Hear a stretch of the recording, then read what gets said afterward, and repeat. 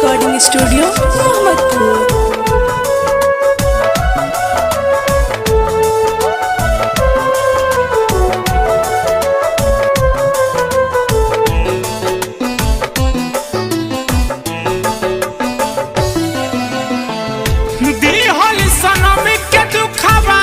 चुपचाप सहीले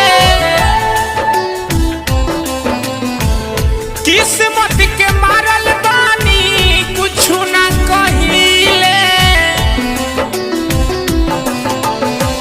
काहे खातिर कईनी प्यार बहुत बुझाला, काहे खातिर कईनी प्यार बहुत बुझाला।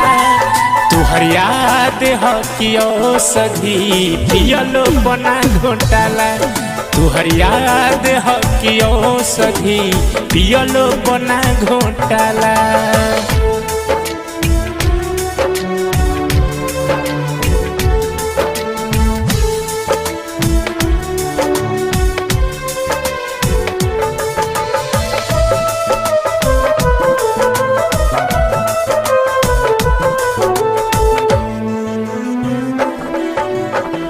कुछ नहीं सुझाता जख्म जिंदगी जूझाता, के करा से कहीं केहू कुछ ना बुझाता। कुछ नहीं सुझाता जख्म जिंदगी जूझाता, के करा से कहीं केहू कुछ ना बुझाता। सहलो से सहात नइखे ऐसन दुखाला, तुहर याद हो कियो सधी पियलो बना घोटाला, तुहर याद हो कियो सधी पियलो बना घोटाला।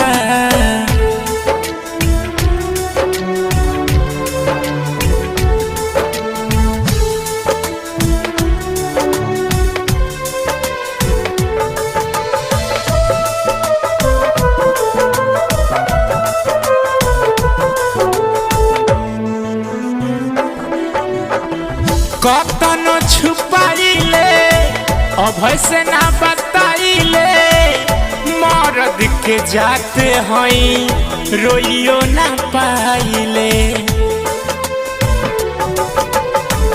कतनो छुपाइले अभय से ना बताइले, मर्द के जाते हई रोइयो ना पाइले। मंजस भीमलाल आंसू रोकले न रोकाला, तुहर याद हो कियो सधी पियलो बना घोटाला, तुहर याद हो कियो सधी पियलो बना घोटाला। दिहल सनम के दुखवा चुपचाप सहीले, किस्मत के मारल बानी कुछ ना कहिले। काहे खातिर कईनी प्यार बहुत बुझाला, काहे खातिर कईनी प्यार बहुत बुझाला। तुहर याद हो कियो सधी पियलो बना घोटाला, तुहर याद हो कियो सधी पियलो बना घोटाला।